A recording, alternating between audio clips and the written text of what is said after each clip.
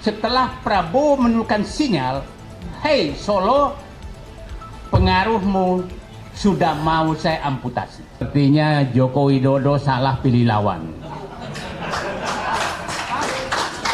Dia salah pilih lawan. Karena pikirannya orang-orang ini akan kendor setelah diancam. Ternyata semangatnya makin naik. Nah, mungkin karena yang digunakan oleh mereka adalah para komisaris BUMN. Sylvester itu komisaris Food ID. Food ID itu holding daripada PTPN, Bulog dan lain. Betapa terhinanya bangsa ini dipimpin oleh orang seperti itu sebagai komisaris dan napi. Profesor Paiman itu komisaris sebelumnya PGN, menjadi PHE anak usaha Pertamina yang paling kaya, yang sekarang diisi oleh Kodari dan Denny JA. Berapa gaji mereka?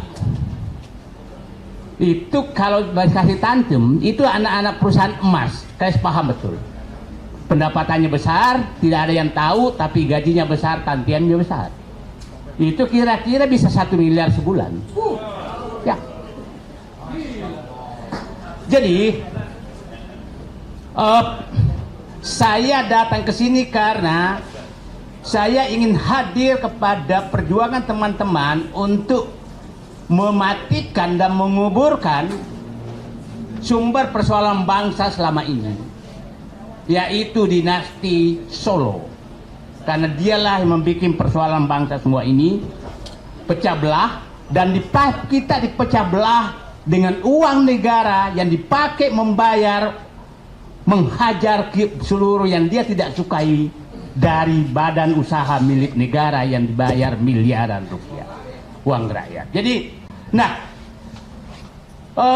Allah sedang membuka pintu.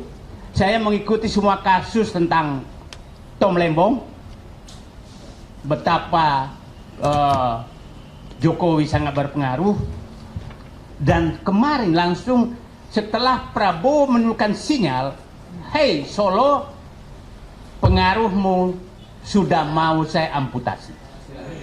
Ya. Nah, diamputasilah pertama abolisi. Saya nggak mau bahas amnesti karena saya nggak paham. Ya. Bukan kasusnya, jadi saya nggak perlu.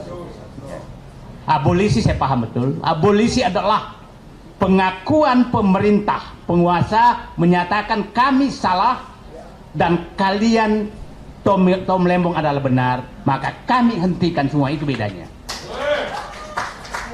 Hanya pemimpin yang punya keberanian dan hati yang bersih memberikan. Jarang sekali abolisi diberikan ke siapapun. Itulah Prabowo, dan itu sinyal kepada Solo, hei yang selalu menipu rakyat, membohongi rakyat, tidak laku lagi pesanmu sekarang. Aku milih jalanku dengan hati yang bersih. Oke?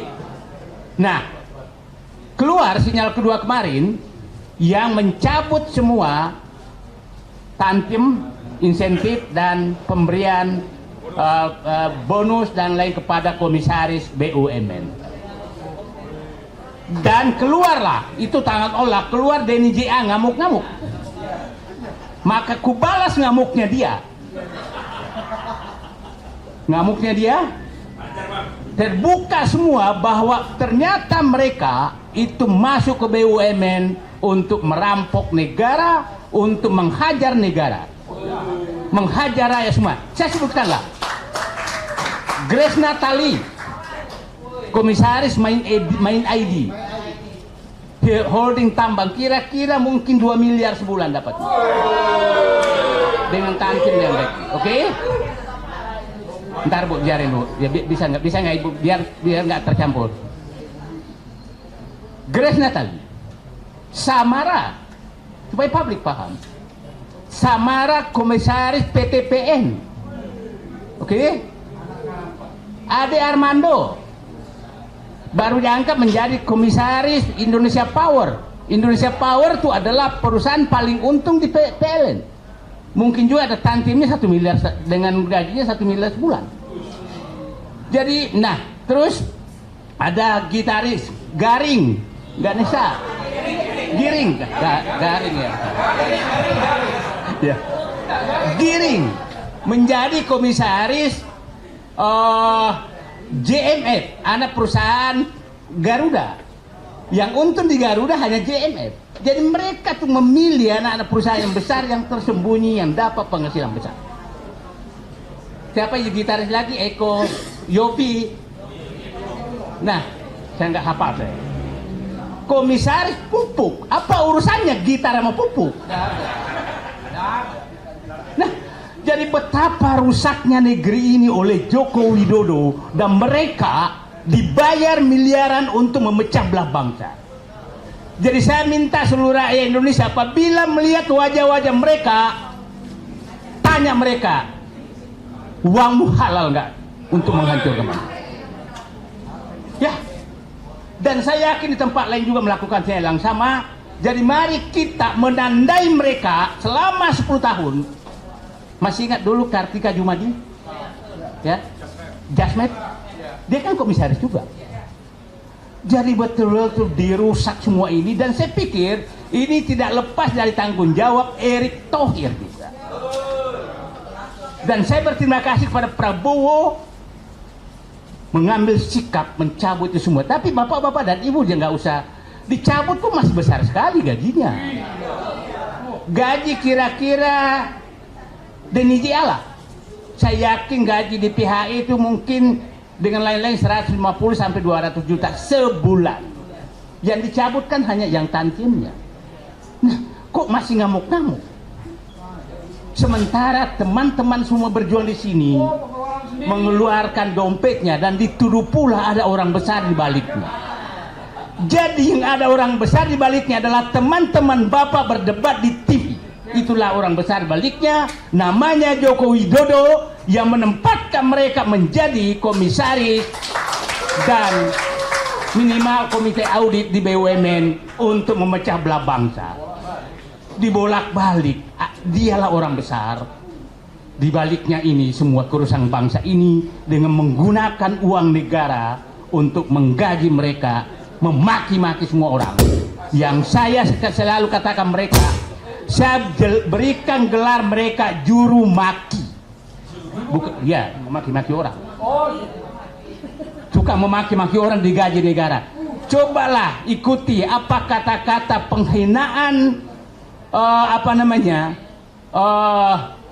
Raja Juli, siapa Raja Juli, Menteri Kehutanan terhadap Prabowo. Apa kata-kata penghinaan siapa kepala kantor komunikasi presiden kepada Prabowo? Apa piagam diberikan Samara kepada Prabowo?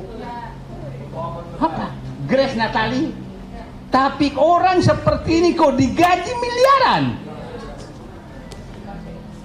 Terus orang-orang yang berjuang seperti ini dianggap musuh. Saya pikir Presiden Prabowo mudah-mudahan melanjutkan jalan yang benar dengan 2 tanda, yaitu memberikan abolisi kepada Tom Lembong dan mencabut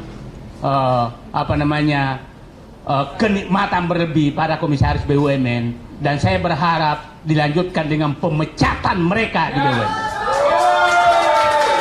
Pemecatan mereka di BUMN. Saya mengikuti proses ini. Jadi saya begini, saya kalau resah menghubungi semua yang saya kenal, saya bilang bisa nggak sih Presiden Prabowo mengurangi tantiem komisaris BUMN? Karena bayangkan itu komisaris bank itu kira-kira kalau ini dapat 5 miliar per bulan kalau jumlahkan.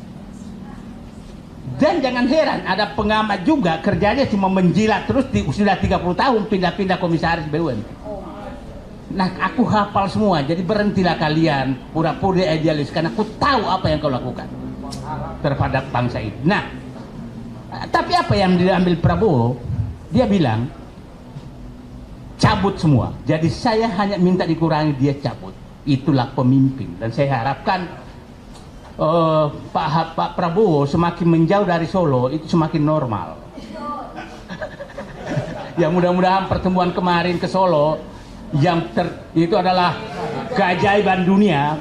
Presiden menghadap wakil presiden dengan gaya Pak Prabowo maju begini kayak staf ketakutan, dengan gajah Gibran depannya tangan di atas meja begini. Itulah rekayasa Allah menunjukkan bahwa kalian kutunjukkan bahwa arogansimu kepada seluruh rakyat Indonesia membuat rakyat Indonesia memperlakukan presiden seperti itu di depan keluarga dinasti Solo. Itu rekayasa Allah, tidak ada yang bisa berkehendak. Karena nggak mungkin kejadian itu, karena pasti diatur oleh protokol. Protokol yang Prabowo pasti protokol istana, protokol keluarga Jokowi pasti protokolnya keluarga Jokowi, dan Allah memberikan kekeliruan kepada semuanya sehingga terjadi posisi duduk seperti itu. Dan itulah, jadi pada teman-teman semua tetap berjuang saja, nikmati prosesnya, jangan kecewa hasilnya, tapi Allah serahkan semua kepada Allah, rekayasa yang akan dilakukan. Terima kasih. Penutup saya, Pak Joko Widodo, pengaruh Anda, pesanan dari Anda kelihatannya sudah lewat. Berhentilah teman-teman semua yang sebelah sana ngejago, karena menghadapi orang-orang jago di sini. Kalau orang ngejago menghadapi orang jago itu nggak level. Terima kasih. Assalamualaikum warahmatullahi wabarakatuh.